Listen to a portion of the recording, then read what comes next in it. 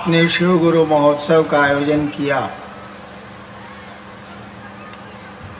और मेरा सौभाग्य कि मुझको इसमें शामिल होने का अवसर मिला।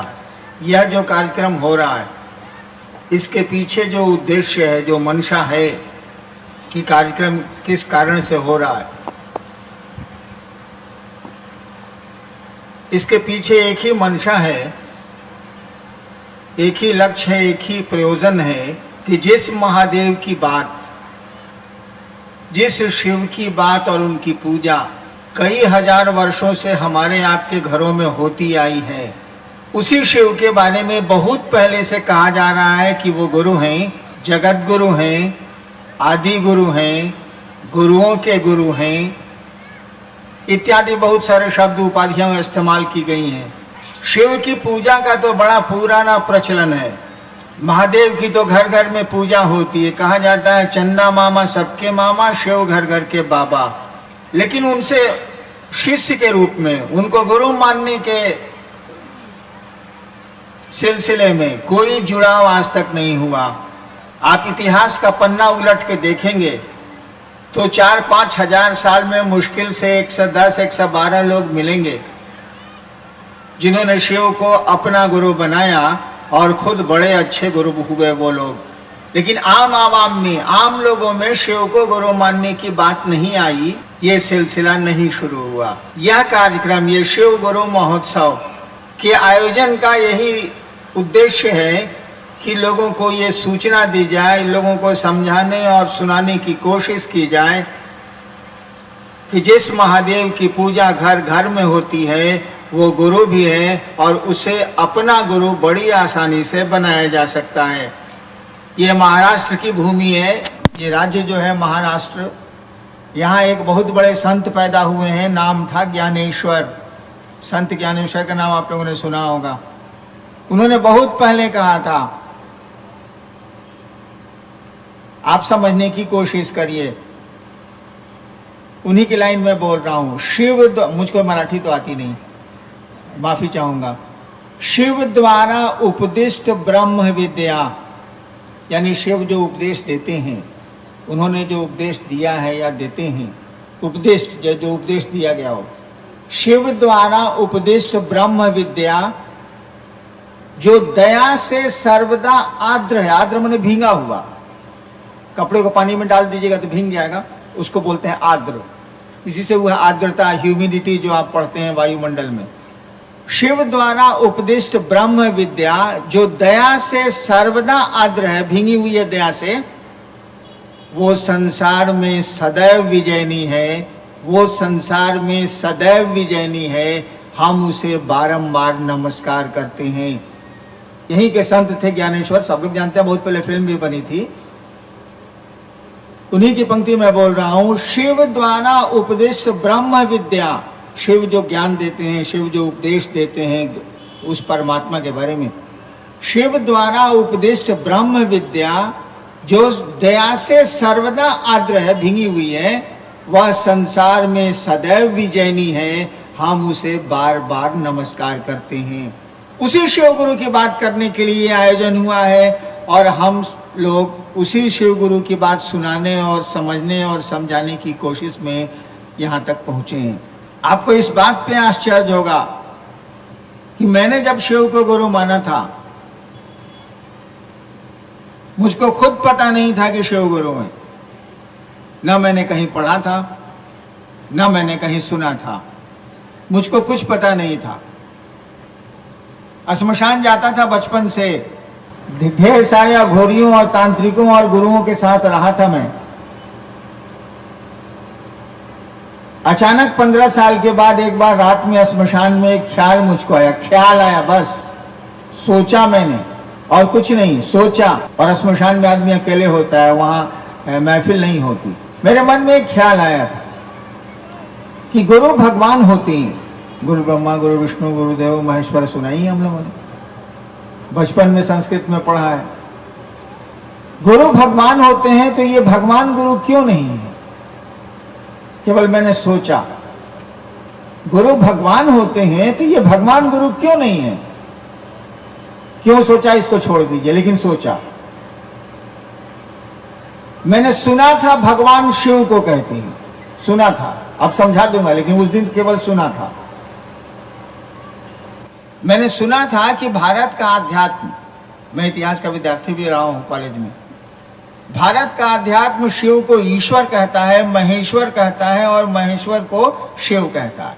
शिव ईश्वर शब्द का ही द्योतक है, उसी का पर्यायवाची। तो मैंने सुना था कि शिव भगवान को कहते हैं। दिमाग में जब आया कि गुरु भगवान होते हैं तो भगवान गुरु क्यों नहीं है, दिमाग में यह भी आया भगवान तो शिव है। मैंने शिव को भगवान समझ के गुरु बनाया, गुरु समझ के नहीं, गुरु तो मुझको मालूम ही नहीं था तो कैसे बनाता मैं। मैंने शिव को भगवान समझ के गुरु बनाया, लेकिन बनाया तो बनाया, रिश्ते बनाए तो बनाए, अब नतीजा जो होगा देखा जाएगा।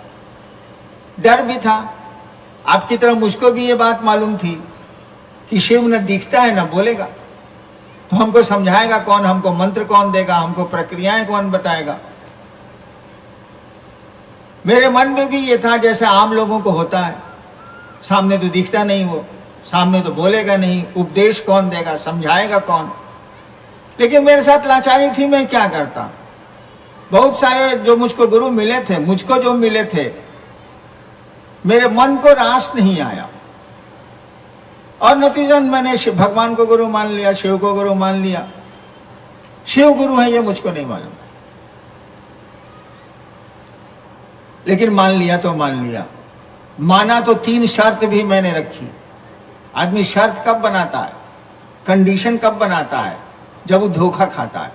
आप मोटरसाइकिल चलाई, एक बार मैं मोटरसाइकिल से जा रहा था, घास पर ओस पड़ी थी, थोड़ी तेज थी मोटरसाइकिल, घास पर ही मोड़ना था मुझको मोटरसाइकिल को। मैंने मोटरसाइकिल मोड़ी और मैं फेंका गया, गिर गया ओस पर, मोटरसाइकिल का चक्का स्लिप कर गया। उसके बाद जब भी मैं मोटरसाइकिल चलाता था, जब भी घास मुझको मिलती थी, भले ओस पड़ी हो या नहीं पड़ी हो, गाड़ी को 4 नंबर से 2 नंबर में मैं ले आता था कि कम से कम धीमा तो चलेगा, हमारा मुंह कान तो नहीं भसकेगा। तो मैंने भी शर्त बनाई शिव को गुरु मान के। मैं भी धोखा खाया था, इसलिए मैंने शर्त बनाई। उसी समय बनाई जब मैंने उनको गुरु माना था, रात के 2 बजे श्मशान में, आराम के पास एक श्मशान है गांगी, उस समय मैं कानून का विद्यार्थी था, लॉ कॉलेज में पढ़ता था। पहली शर्त बनाई कि आप महादेव जो आप फोटो में दिखते हैं ना, वैसे बन के आदमी के रूप में आइएगा तो हम आपसे कुछ नहीं सीखेंगे। यानी तस्वीरों में जो शिव दिखता है वैसा आप आएंगे मेरे सामने, वैसे आएंगे तो मैं आपको गुरु नहीं बनाऊंगा, क्योंकि मैंने प्रेत देखे हैं श्मशान में आपके उस रूप में। दूसरी शर्त मैंने बनाई कि आदमी के रूप में आइएगा और कहिएगा कि मैं ही महादेव हूं, मैं आपको गुरु नहीं मानूंगा। तीसरी शर्त बनाई कि शिक्षक बदल लिया है तो आप पुरानी पढ़ाई नहीं पढ़ेंगे, यानी जो तंत्र मंत्र श्मशान गए हैं 14-15 साल, जितना मंत्र जपे हैं, जितनी क्रियाएं की हैं, अभी के बाद नहीं करेंगे। कहे कि अब मास्टर बदल लिया, मास्टरवा ने का बताएगा तो करेंगे, नहीं तो नहीं करेंगे, बात साफ। 6ठा से 7वां में गए तो 6ठा किताब का पढ़ेंगे, अब 7वां में देखा जाएगा। और आप जानते हैं, हम भी जानते हैं कि शिव ना सामने दिखता है ना वो बोलता है। मनौतियां तो सारी पूरी करता है वो, लेकिन बिना दिखे बिना बोले। इसी बीच में मैं बिहार सरकार के भारत सरकार में बैठा तो इंडियन पुलिस सर्विस में आया, उससे हटा तो बिहार सरकार में डिप्टी कलेक्टर हो गया, नौकरी में चला गया। लेकिन मैं बैठ के बहुत रोता था। 15 साल गंवा दिया उधर श्मशान में। शिव को गुरु माना तो यहाँ भी लफड़ेबाजी, यहाँ भी कुछ नहीं है, तो मैं बैठ के रोता था। इसके बाद की कहानी बड़ी लंबी। 8 साल बीत गए। 74 में मैंने माना था, 82 आ गया, 8 साल बीत गए। मैंने किसी को भी नहीं कहा कि मैंने शिव को गुरु बनाया, किसी आदमी को नहीं कहा कि मैंने शिव को गुरु बनाया। जबकि बहुत मेरे मित्र थे, श्मशान वगैरह में जाने के चलते बहुत हर जगह बहुत मेरे दोस्त हो गए थे मसानी लोग। किसी को मैंने नहीं कहा कि मैंने शिव को गुरु बनाया है, क्योंकि मुझको लगता था यहाँ भी ठगी है, यहाँ भी गड़बड़ है। 8 साल के भीतर मुझको लगा कि ये तो बोलता भी है, ये तो सब करता है, बिना शरीर के सब करता है ये। और 8 साल के भीतर मुझको लगा कि ये तो गुरु है। दिखता नहीं है, बोलता नहीं है, लेकिन ये जो समझाता है ये तो कोई नहीं उतना नहीं सब बढ़िया से समझा सकता। और मैंने तब लोगों को कहना शुरू किया कि शिव को आप अपना गुरु बनाइए। उस शिव को जिसकी पूजा हमारे आपके घरों में होती है, उसी महादेव को अपना गुरु बनाइए। और बनाने में क्या लगता है? आप सोचिए, मैंने शिव को गुरु कैसे बनाया था। मैंने शिव को, जो आदमी दुनिया में ये बात ले कह रहा है कि शिव को आप गुरु बनाएं, उस आदमी ने शिव को गुरु कैसे बनाया? कौन से सूत्र थे उसके पास, कौन से उपाय थे उसके पास? कुछ तो नहीं था। केवल सोचा था कि हम शिव को आज से गुरु मानेंगे, शिव मेरे गुरु हैं। आज सोच लिया तो अब सोच लिया, मान लिया तो मान लिया, अब इसमें बदलेंगे कौन चीज? बस सोचना है, केवल सोच लेना है कि हे महादेव आप मेरे गुरु हैं, हम पर दया कर दीजिए। और क्या मांगेंगे अपने गुरु से हम? आप दया कर दीजिए। मैंने तो इतना ही भर किया और आज पूरी दुनिया में कह तो रहा हूं घूम घूम के कि आप शिव के शिष्य बनिए, शिव को अपना गुरु बनाइए, वो गुरु है। और कुछ छोड़ने, कुछ पकड़ने की जरूरत नहीं है, केवल इस सोच पर खड़ा रहना है, इस विचार पर खड़ा रहना है। जैसे बंगाल में रविन्द्रनाथ ठाकुर ने कहा था, नोबेल प्राइज विनर, कि आमी नटराजेर चेला, मैं महादेव नटराज का शिष्य हूँ। आमी नटराजेर चेला, बंगला में है, आमी नटराजेर चेला। ठीक उसी तरह से मन में ये विचार केवल कायम रहे, और विचार कायम रहना चाहिए। टूट जाएगा तो सब मन खत्म हो जाएंगे। यह विचार कि कोई मेरा बेटा है, जिस दिन आपके हमारे मन से हट गया तो बाप बेटे का संबंध खत्म हो जाएगा। बहुत लोगों को होता है, जिसका फिर इलाज भी होता है। लोग भूल जाते हैं कि कोई मेरी पत्नी है, कोई मेरा बेटा है, कोई मेरी माँ है, कोई बाप है, तो लोग उसको मेंटल इलाज कराते हैं, तब उसकी याद आती है और तब व्यवहार वो ठीक करता है। तो इस विचार को कि शिव मेरे गुरु हैं, हमको आपको तरोताजा रखने की जरूरत है, और यही हमको आपको शिव का शिष्य बनाता है। मैं तो वैसे ही बनाऊं।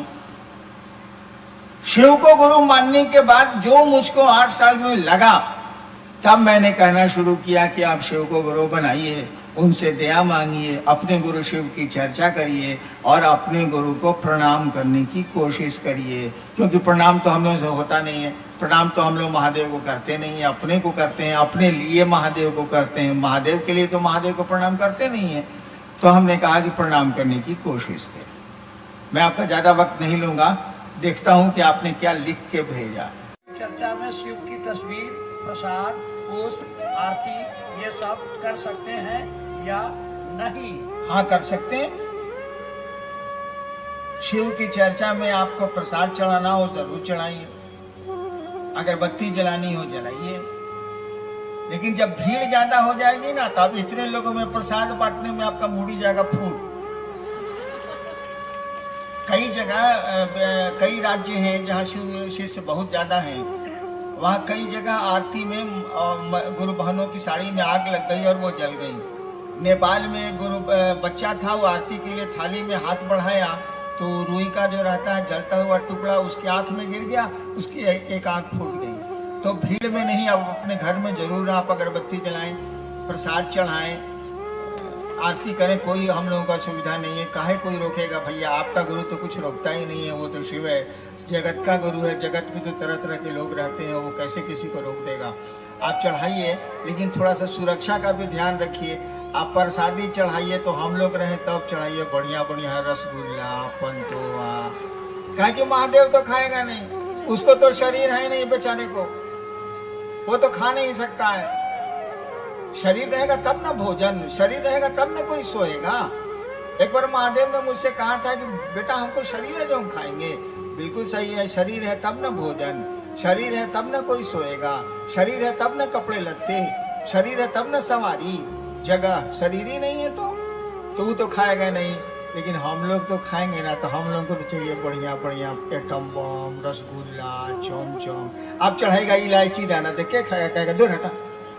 कुछ गुरु भाई बहन कहती हैं कि हमारे ऊपर महादेव आते हैं, कहाँ तक सत्य है? एक बात बताइए, एक सवाल, ये सवाल है, हमारे ऊपर महादेव आते हैं या हमारे ऊपर भगवती आती हैं या हमारे ऊपर ब्रह्म आते हैं?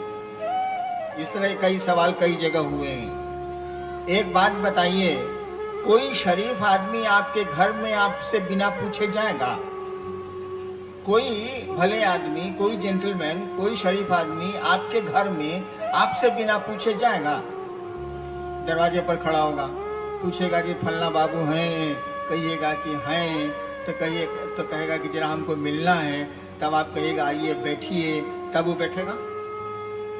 कोई भला आदमी तो बिना पूछे आपके घर में नहीं जाएगा। आज चोर उचक्का पूछ के जाएगा, परमिशन लेके जाएगा कि हम आपके घर में जाने चोरी करने? वो तो घुस जाएगा चुपचाप। तो शिव से बड़ा कोई भले आदमी है, भगवती से बड़ा कोई है, गणपति से बड़ा कोई है, तो आपके घर में जाएगा तो पूछ के नहीं जाएगा? आपके देह पर महादेव आ रहे हैं, उनको बैठने का जगह नहीं है कहीं का?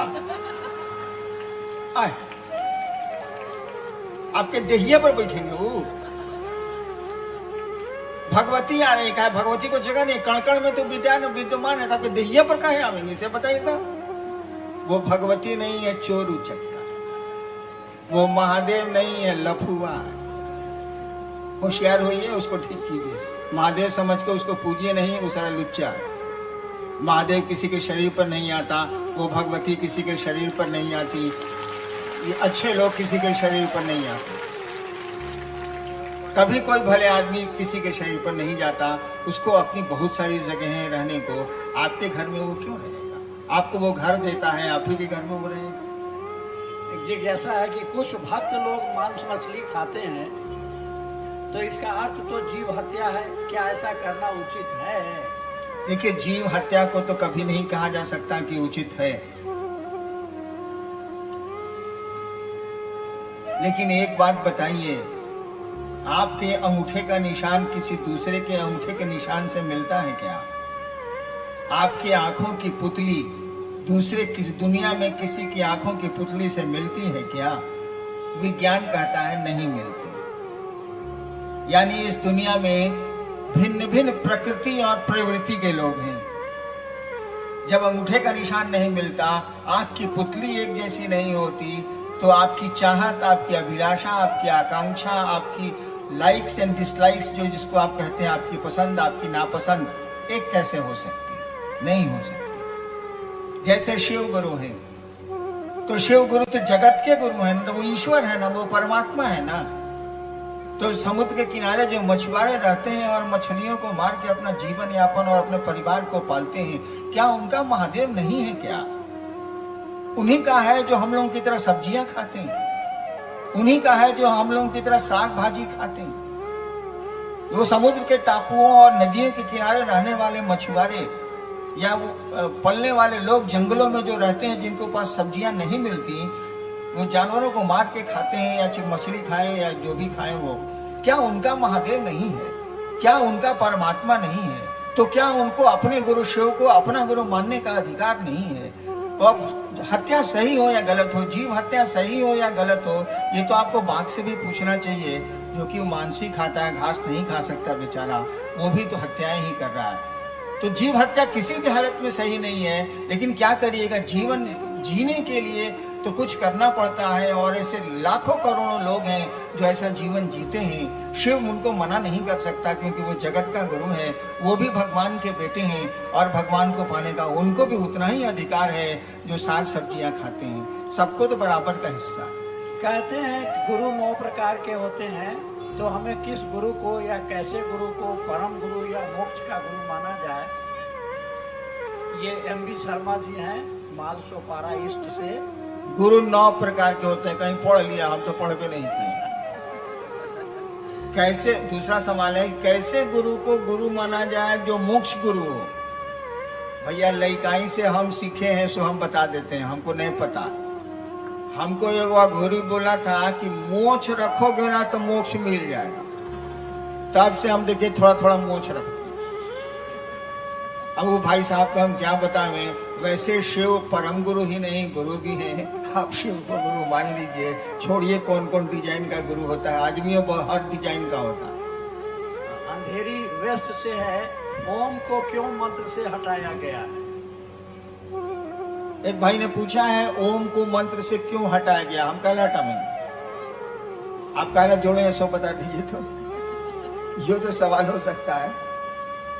अरे भाई, ओम मंत्रों का श्री है, एक आदमी बॉम्बे से लिख रहा है चिट्ठी,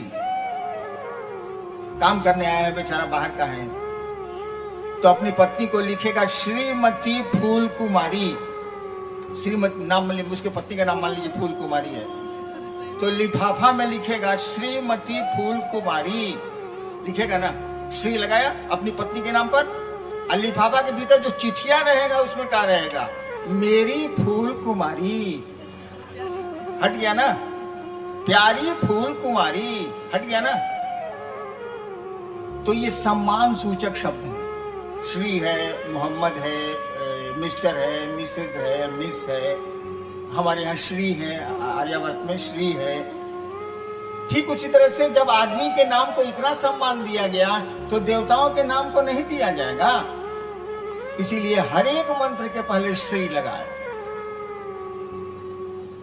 यानी ओम लगाए, सम्मान दिया गया है। लेकिन जब भीतर आइएगा, जब उसको अपना बनाइएगा तो श्री हट जाएगा। अपने बेटे को आप पुकारते हैं श्री बहु श्री रामू इधर आइए, जब बोलिएगा श्री रामू इधर आइए तो बेटो आप पूछिएगा जरूर पप्पा बिगड़ा हुआ है, श्री बोल रहा है हमको, तो श्री हट जाता है। इसीलिए नमः शिवाय जब जपा जाएगा तो ओम हटा दिया जाएगा। लेकिन ये सिद्धांत कभी कभी गलत हो जाता है। बहुत सारे मंत्र हैं जो ओम के साथ बने हैं। बहुत आदमी का नामे होता है श्री राम ठाकुर, उसमें से कैसे हटाइएगा। बहुत आदमी के नाम में है श्री कृष्ण सिंह, अब हटाइए, उसमें अलग से लिखना पड़ता है हम लोगों को श्री श्री कृष्ण सिंह, अलग से श्री जोड़ना पड़ता है। ठीक उसी तरह से कुछ शिव के मंत्र हैं जो इसमें ओम लगा हुआ है, उसमें से नहीं हटेगा। जैसे ओम नमो नमः शिवाय, इसमें से नहीं हटेगा। ओम नमो नमः शिवाय, शिव को 2 बार प्रणाम कर दिया गया, इसमें से नहीं हटेगा। लेकिन नमः शिवाय पंचाक्षर है, बड़ा पुराना मंत्र है, इसमें ओम लगा हुआ नहीं है, अलग से लगाया गया है सम्मान देने के लिए। लिखना गलत नहीं है, बोल सकते हैं आप ओम नमः शिवाय, लेकिन जब अपना बनाइएगा तब ओम हटेगा। वैसे ओम नमः शिवाय भी जपिएगा तो हर्ज नहीं है, लेकिन सही मंत्र है नमः शिवाय, जो पंचाक्षर है, 5 अक्षरों का है। शंकराचार्य ने भी इसी की स्तुति की थी। एक आखिरी जिज्ञासा नहीं है, निवेदन है। ये श्री राम जी दमन से हैं गुरु भाई साहब जी, 2014 तक संपूर्ण मानव सृष्टि शिव को अपना गुरु मान ले, इसे पूरा करें और हमें न रुलाएं। मैंने वो चाहते हैं कि 2000 तक पूरी मानव सृष्टि शिव से हो जाए। सलाम रे बाप से नहीं होगा, महादेव से हो सकता है। चलिए हम सब मिलके महादेव से प्रार्थना करते हैं कि हम सबों को वो ऐसी, हम लोगों पर ऐसी दया करें कि सब लोग, हम लोग सचमुच में शिव के शिष्य बने, शिव को जाने, शिव को समझें और शिव शिष्य वास्तव में बने, यथार्थ में बने। हम यही अपने गुरु से प्रार्थना करते हैं और यही अनाधिकार आशीर्वाद भी हम शिव शिष्य के रूप में आपको देना चाहते हैं कि आप सचमुच में शिव के शिष्य बनिए। और फिर आपने कभी चाहा तो मैं कल्याण आऊँ या महाराष्ट्र आऊँगा, समय मिलेगा तो ज़रूर आऊँगा, आप बुलाएंगे तो। तब तक के लिए मेरा प्रणाम। आप सभी लोग अपने चरणों में स्वीकार करिए। आप लोगों को